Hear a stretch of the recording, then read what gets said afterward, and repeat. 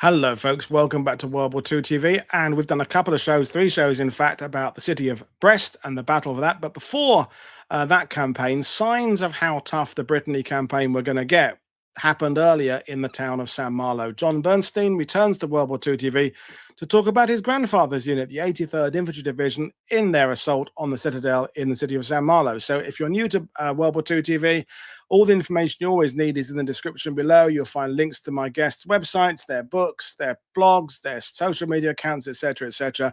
And you can also find out how to support us via Patreon or YouTube channel membership. But I'll bring Jon in now. And Jon, you work at the Marine Corps Museum there, but actually you've talked about the Army more on World War II TV than you have with this show. You've overtaken talking about the Army than you have the Marines, which is interesting. It is. It is. My heart's always with the Army. I was a soldier. My grandfather was a soldier, so that's where my first interest in history came about, from my grandfather's experience in Europe, and so that's really where my first love is. What I'm doing with the Marine Corps now is amazing, and I'm really getting into some phenomenal history at this point. So looking forward to maybe talking about some other stuff in the not so distant future as well. Yeah, well, I mean, I've been following what you've been up to. We won't reveal all now, but it involves discovering an armored vehicle in a really cool place and identifying it, and we'll bring you back on that to talk about in the future. And it's just interesting, before we bring the subject up, is that why people should have to kind of label themselves, I'm a Marine Corps historian, or I'm an airborne historian, or I do ETO, or I study the Third Reich. We can all, switch hit and do different things. And in fact, the Exactly. more you know about another subject helps you with the one that you work on primarily, because there's the exchange of ideas, and what works for one service changes for other service. I think that it's good to broaden our horizons all the time. Actually, yeah. With this actual talk, the end piece was something I was not expecting, and was directly tied into what I do here at the Marine Corps Museum. So I was kind of excited to find that as I was going through it. Brilliant. So, Well, we'll bring up your PowerPoint. So just tell me when you move on to the next slide. And folks, far away with questions, but there's a lot of detail in this slide, as you would expect from someone of Jon's caliber. But here we are, storming the Citadel, the 83rd Division at Saint Malo, with our fantastic guest. Over to you, sir. all right. I guess we can move on to the next slide. So as 12th Army Group breaks out from Saint Lo, and First Army heads south, Third Army heads east. And the reason for that is logistics. As they say, tactics win battles, logistic wins wars. We needed additional ports to accommodate the incoming flux of supplies to support the war effort. And really, at that point, the only major port we had going was in Normandy. So the first their main mission of Third Army at that point was to open the ports in Brittany, the first being Saint Malo. So we move to the next slide. So as the 83rd starts to move in, or Third Army starts to move into Brittany, they reorganize the corps. 15th Corps is the 83rd Division and the 90th Division. They do some reorganization a little later, but as they're moving into Brittany, the first town that the 83rd liberates is the town of Dol de Bretagne, and small town. I would be remiss if I didn't mention my friend and colleague Antoine Noslier, who lives there. I'm sorry, Antoine, if I butchered your last name. But he's been just a great friend over the past decade or so, and we've talked often about the campaign. And he's been a wealth of knowledge, and really, I can't thank him enough for the amount of stuff he's shared. So the 330th is the lead the lead regiment going into Dol, and the second battalion jumps off at 10 o'clock in the morning, and basically they're the lead battalion. The first and third are flanking slightly behind them, and they move straight through the town pretty much. There's very little active resistance, although there are roadblocks and anti-tank ditches and wire obstacles and stuff. But really, by an hour and a half after they jump off, they're through the town. And First and Third Battalion consolidate. Second Battalion keeps going onto Miniac, where they stop, and the regiment consolidates there for the night. So the entrance to the campaign really is kind of uneventful. Next slide.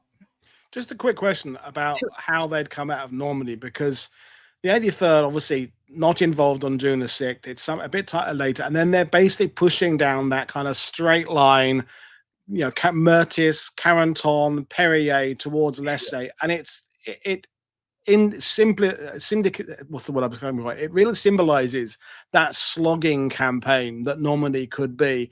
Yes. One road, pretty much, one direction, stubborn German defense, marshes around it, decent German units ahead of you, etc., etc., etc. And then suddenly, with Cobra, everything breaks. And the sixth and fourth armored smash down the coast, Coutons, Avranches, etc. So the 83rd have been, what's their morale like? Because they were kind of crawling at a snail's pace through no fault of their own, incurring considerable losses. And then suddenly, kind of the brakes are off. But what, in terms of replacements, in terms of morale, in terms of personnel, as they enter August, what's their state? So July was rough. They entered combat in early July and immediately got absolutely mauled. Lost a significant number of men on July 5th. In fact, my granddad came in as a replacement officer as a result of that. He ended up getting to the unit by July 24th. So there's certainly a sense of having been blooded. The All the reports that I've gone through say that the morale was still fairly high, and as you get through the morning reports in August, morale's high, morale's very high. It's pretty cool to see. As they're moving along, and they're really moving very quickly at this point, that the morale really does increase significantly. I mean, it would have been a real transition, as I said, from slogging it out to suddenly the movement.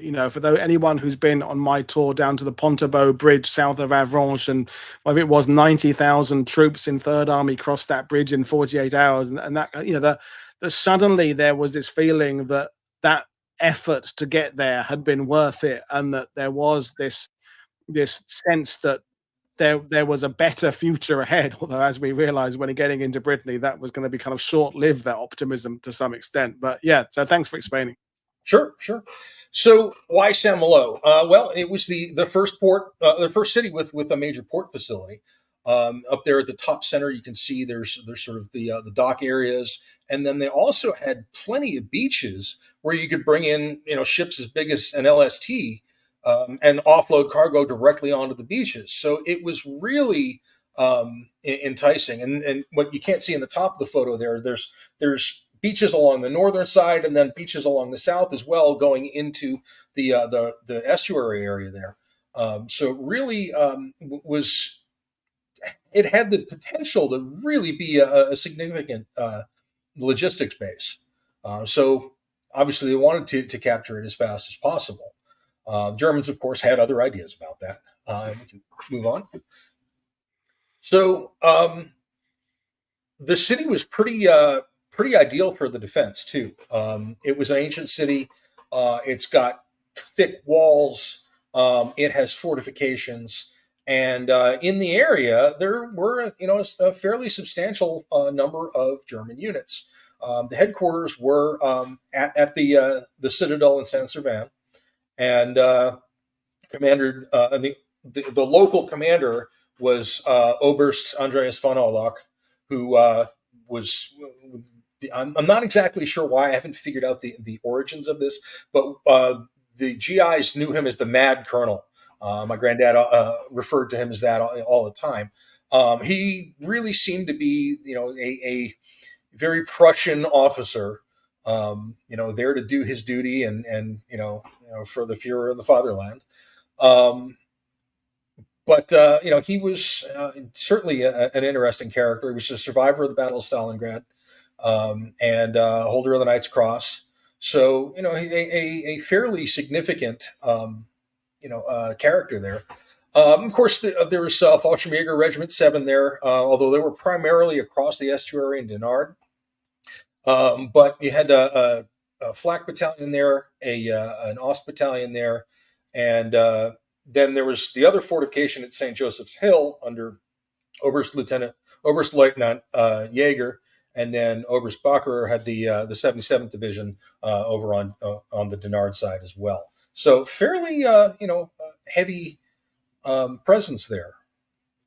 And there's nothing that the Germans can do in terms of getting away. I mean, if we're considering like the end of August over towards the northeast up in Normandy, there, the Seine River and getting out to the east was always in the back of the mind of some German units, and some Sure. kind of fled sooner than others. But in Brittany, whether or not Hitler gives a sort of a defend the last man or not order, there's not much you can do. If you're on the far western side of the Brittany Peninsula, there's no way, there's nowhere to go. So Sure. It kind of galvanizes the mind somewhat. And these German defenders, with elements of Fallschirmjäger, with elements of guys who've been through the Eastern Front, you get to the point where they may as well defend, because there's not, there's that retreat isn't an option. Right, and you're looking at, normally you want a 4-to-1 advantage in the attack, and they're really not looking at numbers like that. I mean, the Germans have a fairly significant presence there, and really they're going up just against one single reinforced division, because the 121st from the 8th Division was attached to the 83rd for the operation. So they're really, it's a slog, and it's going to be a slog. Next slide. Okay, cool. So the division splits into regimental combat teams.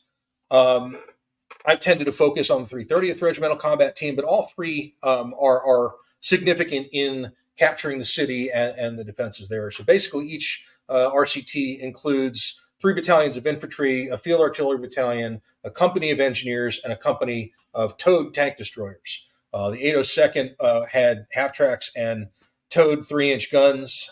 They, in February of 45, finally get self-propelled. And when they get the M36 Jacksons, but for the majority of the war, they're still with M5 towed anti-tank guns. So next. So as they move past Dole and on up the peninsula, really the attack jumps off on the afternoon of August 6th. 1st Battalion, 330th heads northward, and they're making pretty rapid progress. I mean, 1,000 yards, 2,000 yards, really, unheard of speed until, of course, they hit a minefield, and 1st Battalion gets held up. 2nd Battalion attempts to flank, and really they get held up too, and so they consolidate positions, dig in, and prepare for an attack the following morning. Right, next. And there's another close-up photo of another shot from that series there, and they're great photos. And do we know anything about whether the 83rd had any kind of time to kind of prepare for what was going to be urban warfare to some extent in these fortifications? Because that's exactly what they weren't doing earlier in Normandy. It was slogging through marshes and small villages. Right. Has anybody been able to come and kind of give them instructions? Obviously, they've been trained in stateside, but there wasn't much urban warfare training at that time, right, was there? At that point, they really hadn't done much. In fact, the period between August 17th and and September 1st, really, they're doing a lot of training. We'll get to that too. But at that point, there really was no major urban warfare training done yet. They get to be very, very good at it. It's on the job training, isn't it? Yeah. Yeah, definitely. All right. So the first major strong point they encounter is St. Joseph Hill. And somebody along the way, and the morning reports and after action reviews don't really say who was responsible, but somebody interpreted a rock quarry as a wooded area on the tactical map. And so the 2nd Battalion, 330th is moving up, and they realize that they're not going into the wooded area they thought. Um, the area they're headed into is manned by roughly 500 German soldiers, but they don't see them because it's a very foggy morning. F Company's moving pretty well through this dense fog when they jump off at 8:30. Um, and about an hour later, the fog lifts and they realize there's no cover. They're completely exposed. And all hell breaks loose. And my granddad talked about this in particular because this really was, it wasn't his first fight, but this was the first major attack, battalion level attack that he was involved in. And they just got shot to pieces because F Company was in the lead, second platoon. His platoon was the spearhead platoon, and they just they just got shot to pieces. So they managed to pull back, and in fact, the way he told me, he got back to the aid station because he'd been helping his soldiers and everything, and he said his hands were covered with blood, and the medics were saying, where are you hit, Lieutenant? Where are you hit? And he said, no, it's not mine. But he said it was just they had nowhere to go. They were out on this causeway and just got shelled by mortars and just raked by machine gun fire. So it was pretty rough. Eventually, the artillery answers back and lays down enough fire so the entire regiment can move forward, and Second Battalion in particular acquits themselves exceptionally well here. Next slide. They really they earn their distinguished unit citation there. Second Battalion, 330th Infantry was the only of the 330th cited for this action. And the next morning, they undergo a massive 45-minute barrage by the German artillery. They hold their positions. They're not deterred at all, and they jump off on the attack the next morning. And they get to the quarry and dig into get into these dug-in gun positions. And in some cases, it's hand-to-hand fighting. It's really, really an intense battle.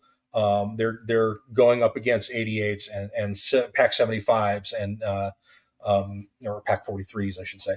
But really intense combat, and for their efforts between the 7th and the 9th, they're awarded the Distinguished Unit Citation. It says that they bore the brunt of the division's attack, and they encountered the strongest enemy installations, and really just performed exceptionally well there. So do you think, John, there was a little bit of a kind of intelligence failure in terms Yes. of assessing what was ahead of them? If people are saying, so they haven't got artillery support ready with them, they haven't got, there was a not complacency necessarily, but a kind of a belief that these outer ring of defenses would be a bit weaker and not much to worry about. And oops, it's not the case. Right. I mean, this was the Atlantic Wall. I mean, this was a section of the Atlantic Wall that really was incredibly well developed, and they ran right into it. So it was certainly a meat grinder. Just really, well prepared positions, overlapping fields of fire. It was, definitely not a lackadaisical defense. Okay, thank you. All right, so we've got a little bit of a map here. The first red circle on the upper right is the location of the St. Joseph's Hill. So that's the first major obstacle they run into. The 331st comes up on the right flank. 329th is coming up on their left flank, and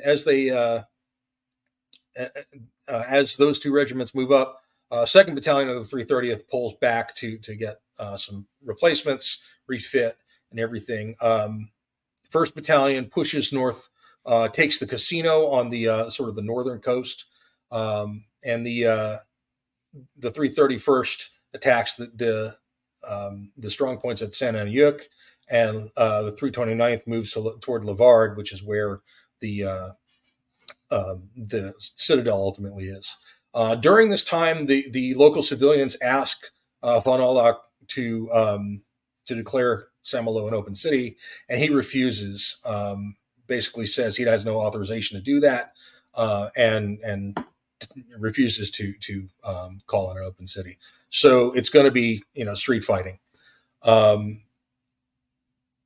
see, next slide. So the 83rd's moving up.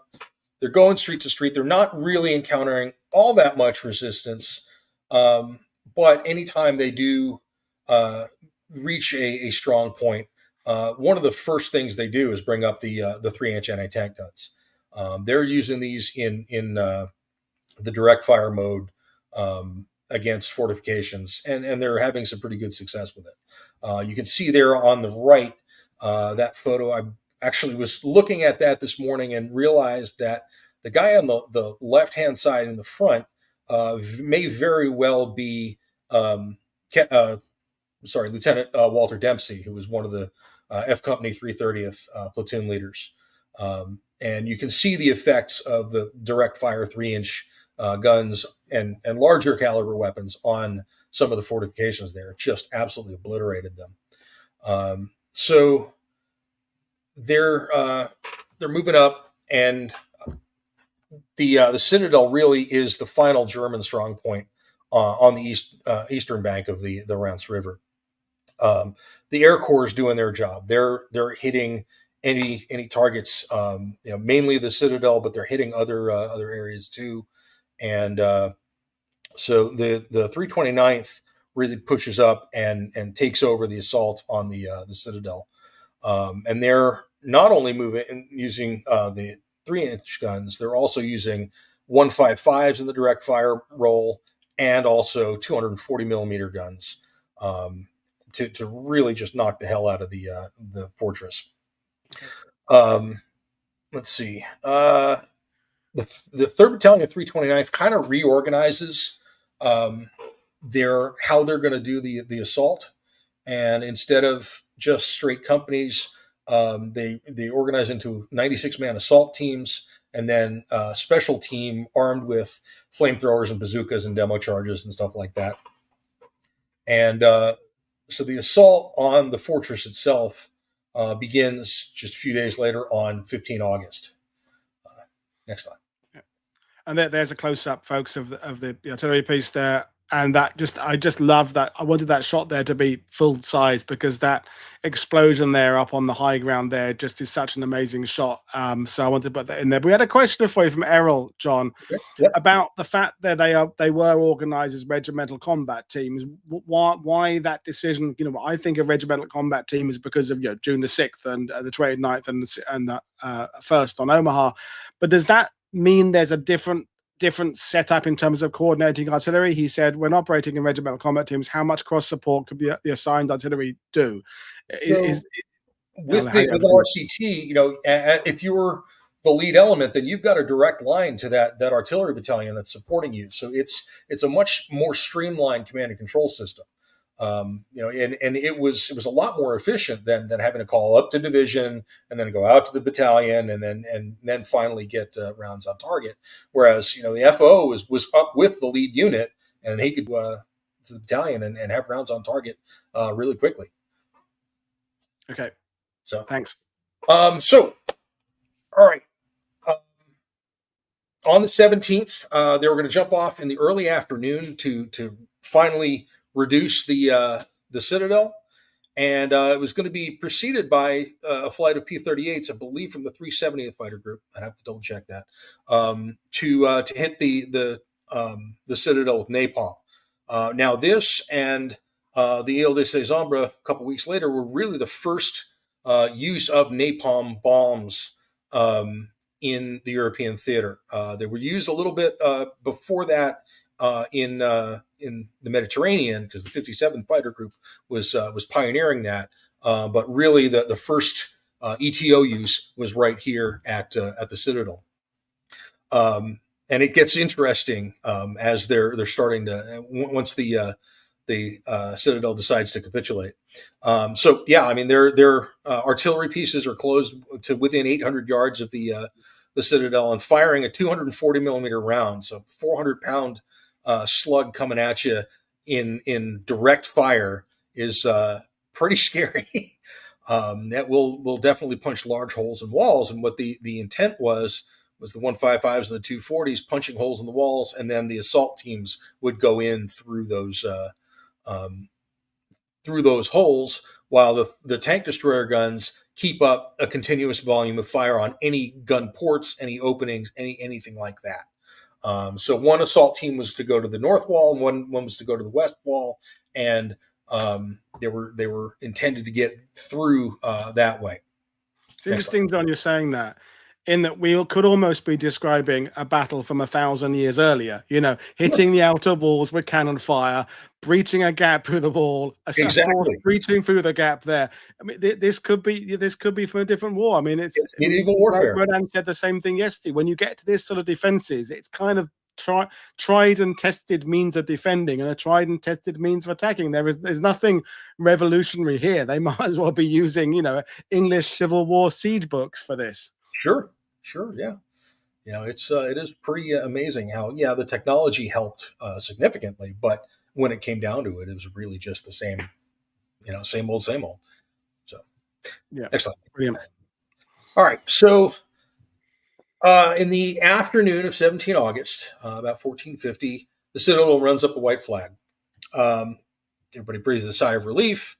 The battalion adjutant for 3rd Battalion, 329th, takes an interpreter and goes up to the entrance to the Citadel and confirms that, yes, okay, von Arlach intends to surrender. While they're talking, the P-38 starts to roll in and drops the first napalm on the Citadel. So there's everybody scatters. The German officers get back down into the tunnel where they were, and Boyd radios back and says, "Hey, we need to call off the airstrike."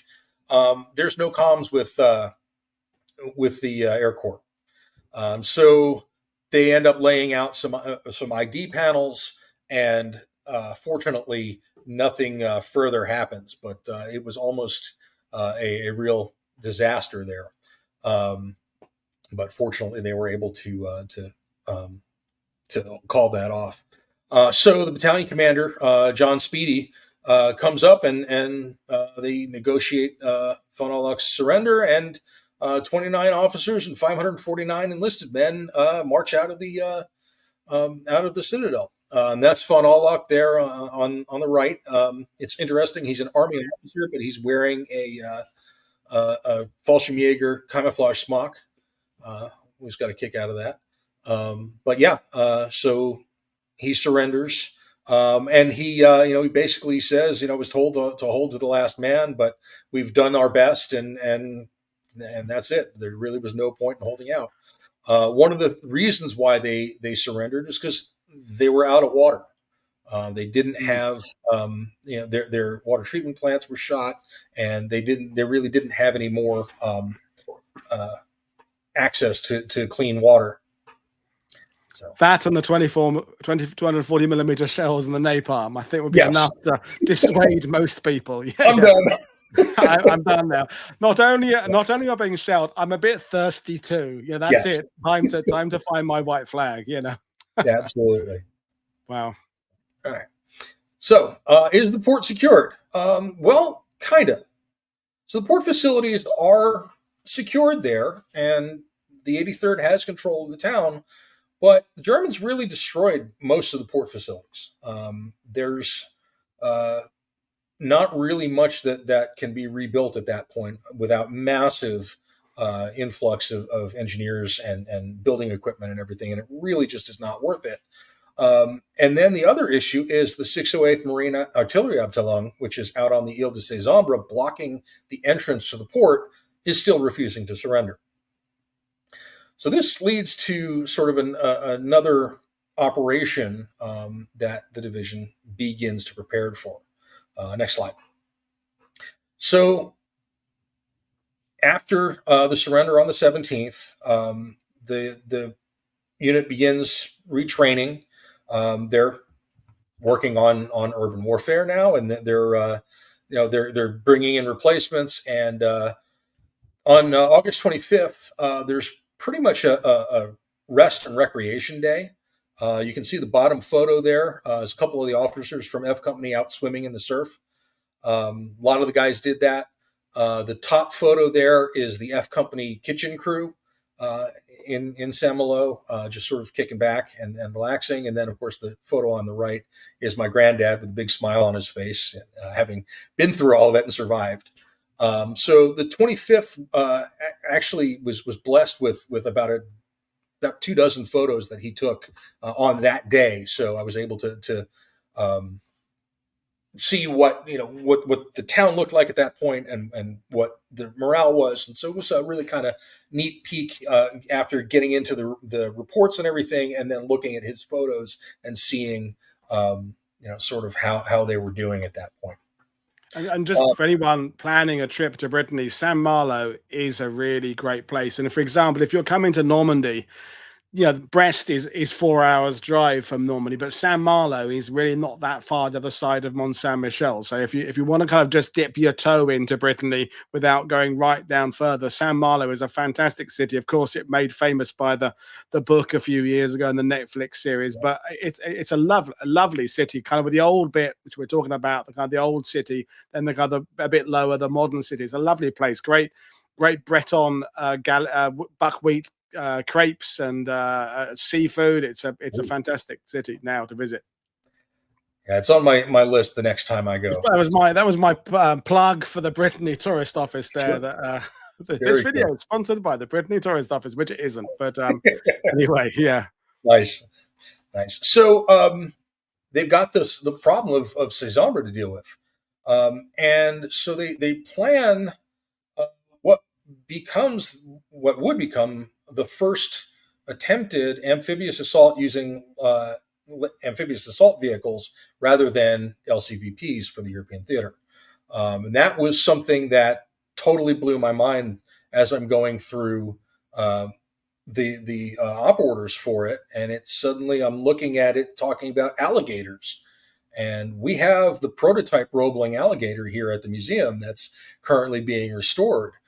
We have examples of LVTA-2s in the collection. Landing vehicles are one of the main areas that I deal with here as the Arms and Armor Curator. So the sudden ability to talk about this in the European theater was just, I was totally blown away and really excited about it. So the intent is to assault the island to knock out these 194 millimeter gun emplacements that threaten the approaches to Saint Malo.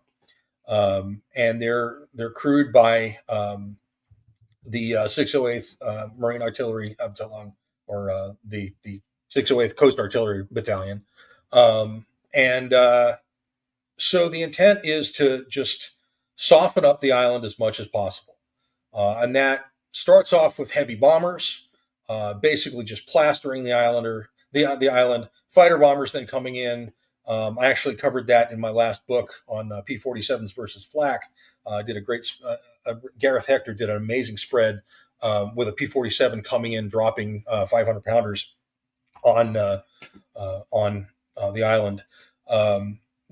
Artillery, all that artillery that was supporting the assault on Saint Malo is now directed its attention to Cezembre as well. And now the HMS Malaya sails in and directs its 15-inch guns at the island as well. So they're really getting hammered from all directions.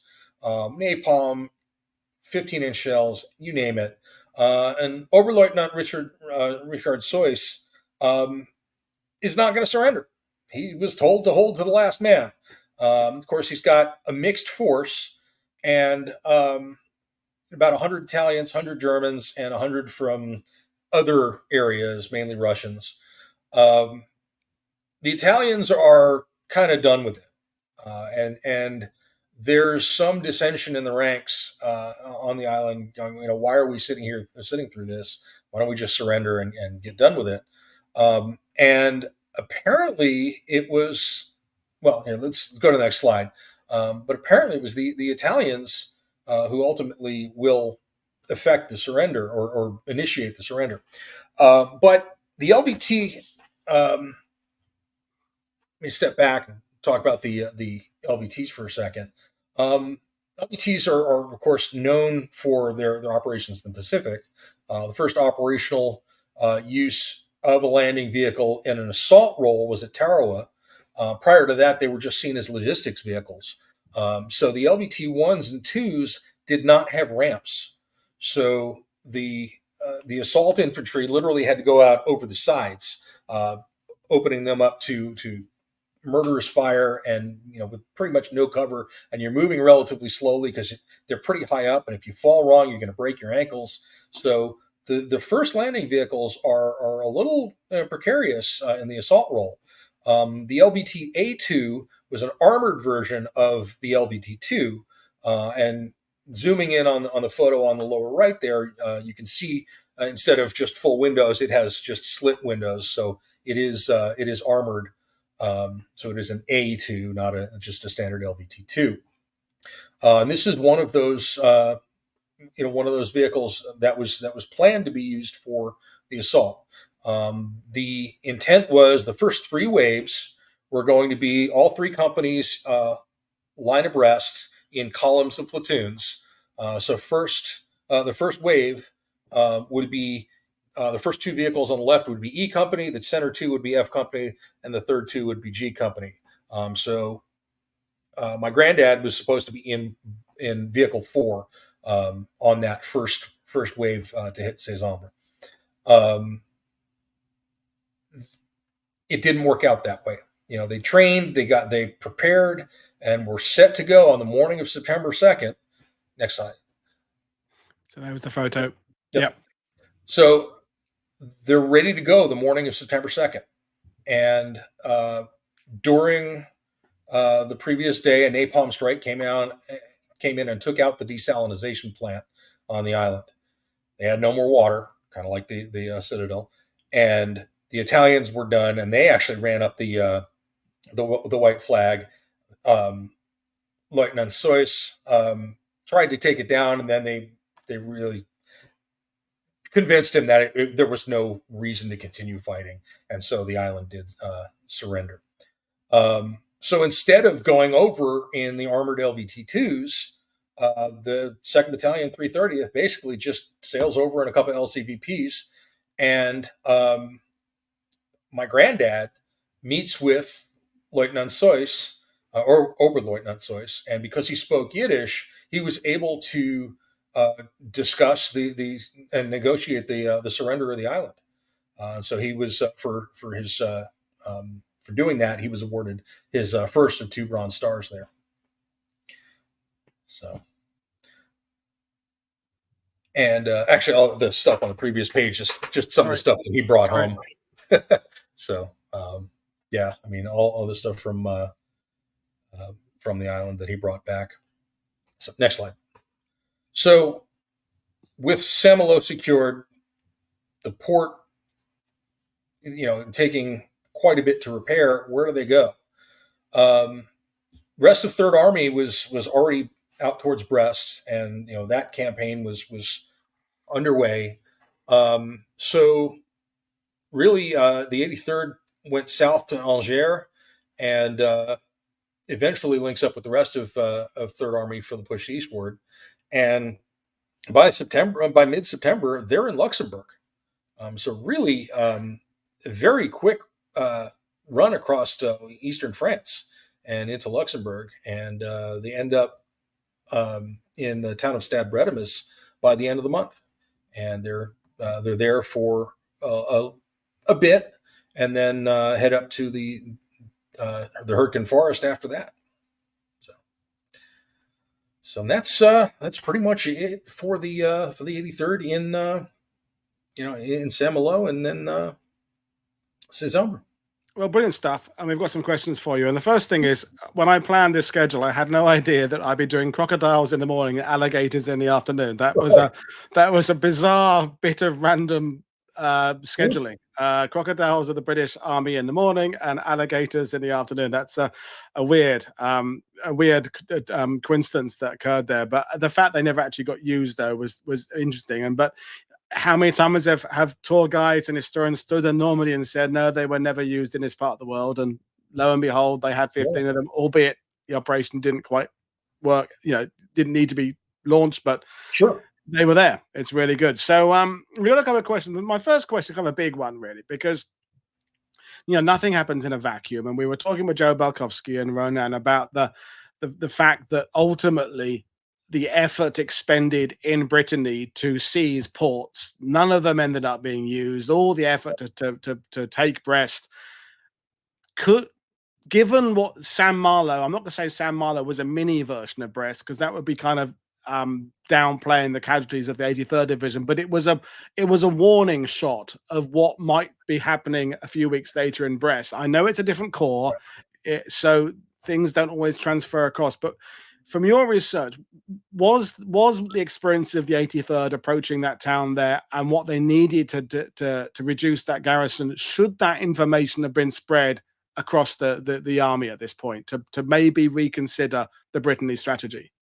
Oh, I would certainly think so. I mean, you definitely want to disseminate as much information as you can, and I think that it certainly could have been useful to those heading into Brest. But I'm sort of makes you wonder: was the whole campaign worth it? And I sort of was thinking about that as I was going through this too, and it had to be worth it. I mean, it had to be done, because even if they just ignored Brittany entirely, there were forces there that could, they weren't major armored forces or anything like that, but could have been an issue. And instead of just turning east and pushing, it probably was the wiser choice to at least eliminate any potential threats coming from the west. I mean, yeah, you're right, and but I'm kind of looking at that way, that maybe if they kind of put a defensive line and cut off, kind of a Rabaul in the Pacific kind of way, and say, we're not going to go and take on this base, but we'll put a defensive line in and stop the Germans doing anything. I mean, right. Would that have worked? I mean, they ended up leaving the Germans on the Channel Islands for another 11 months Sure. or 10 months at this point. But these are discussions that are fascinating, and it's reminding ourselves that basically we're all guilty, not in your case because your grandfather was there, of kind of ignoring / dismissing the Brittany campaign, because our attention is drawn by Paris and Belgium and then Market Guard within a few weeks. And actually what's happening here, which as you rooted this, was all to do with logistics. It is all about the Allies trying to make sure they don't run out of stuff. And we definitely get to a situation in the autumn of 44, the fall, to use your language, where logistics are being stretched. Sure, yeah. Now, I mean, fortunately, at the same time as the 83rd's pushing into Saint Malo, 7th Army's taking southern France and capturing Toulon and Marseille, and that really opens up a lot more.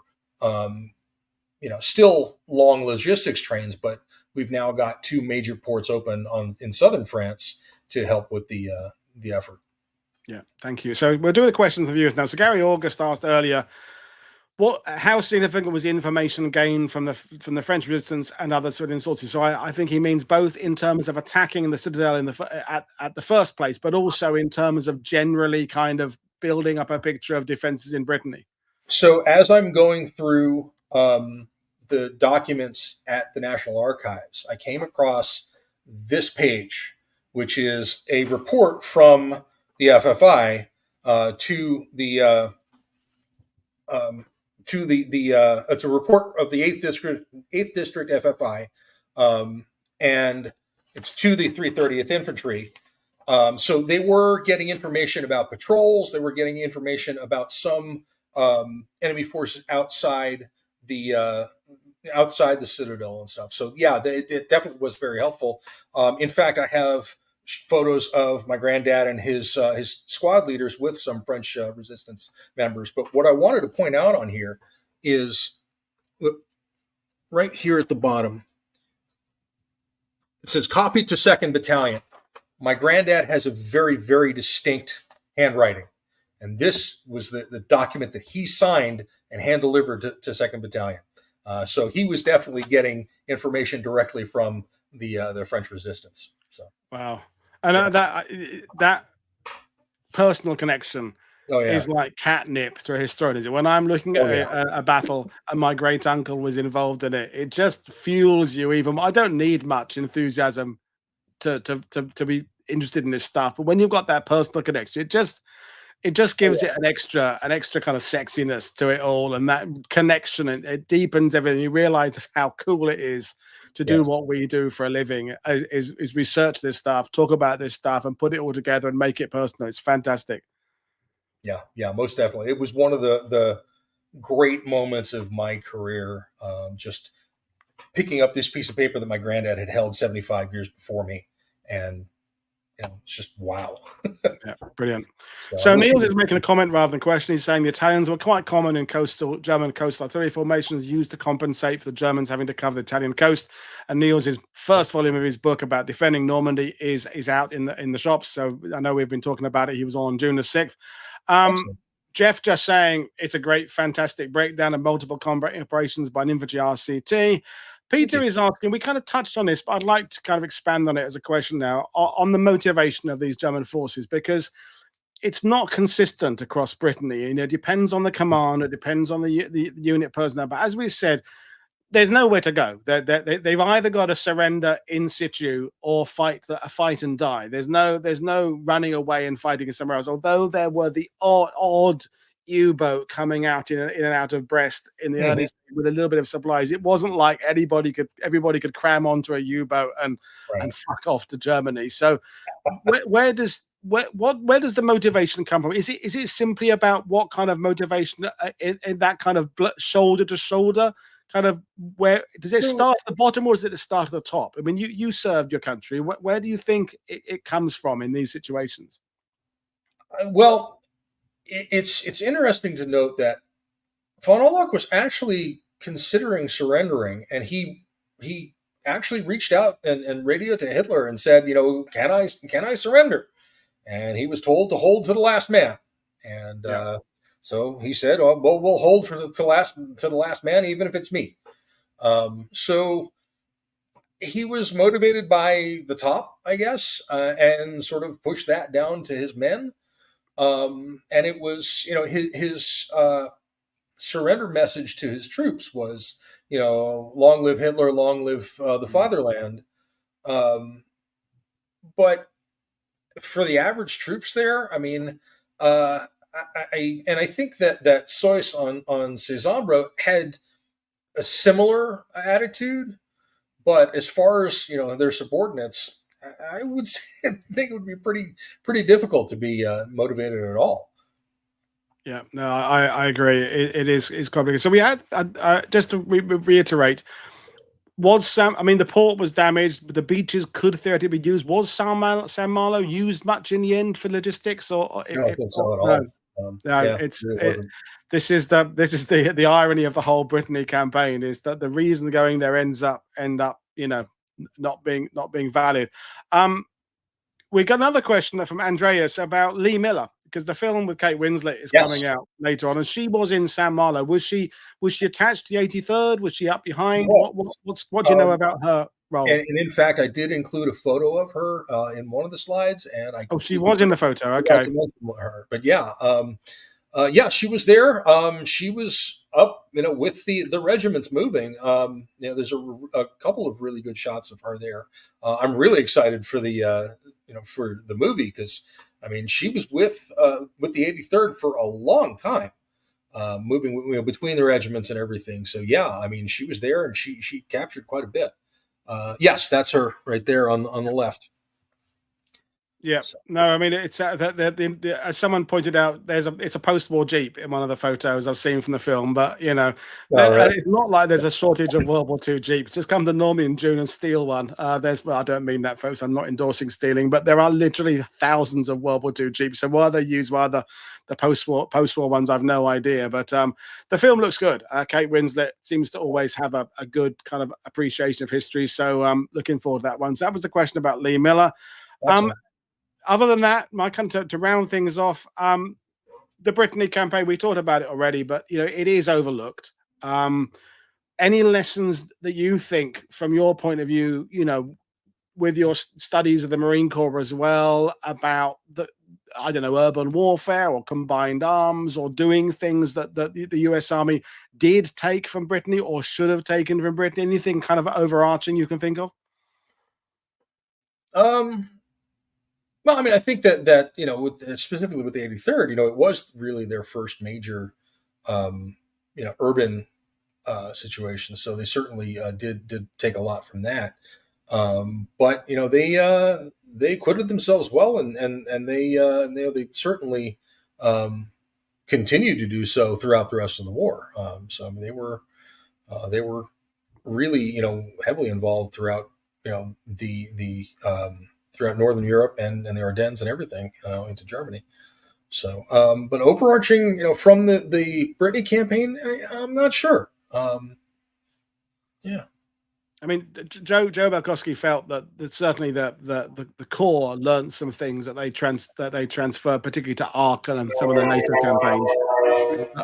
Oh, that was noisy. But I think we can now just look at the Brittany campaign as kind of being a bit of a red herring, really. And my last thing is really about us as historians, in that I think we generally and history buffs, we kind of dismiss coastal troops, and I realize that that's a very wide ranging title and then they mean lots of things, but I think we have this idea from D-Day that any German sitting in a bunker near the coast is a little bit crap and a little bit incompetent and surrenders very easily, and I don't think that particularly applies to Normandy, so it doesn't apply to Cherbourg. But as you get to Brittany, as we found out this week, it absolutely doesn't apply at all. I know we've got the Fallschirmjäger there as well, but regular ordinary German units, including foreign troops, can put up one hell of a fight.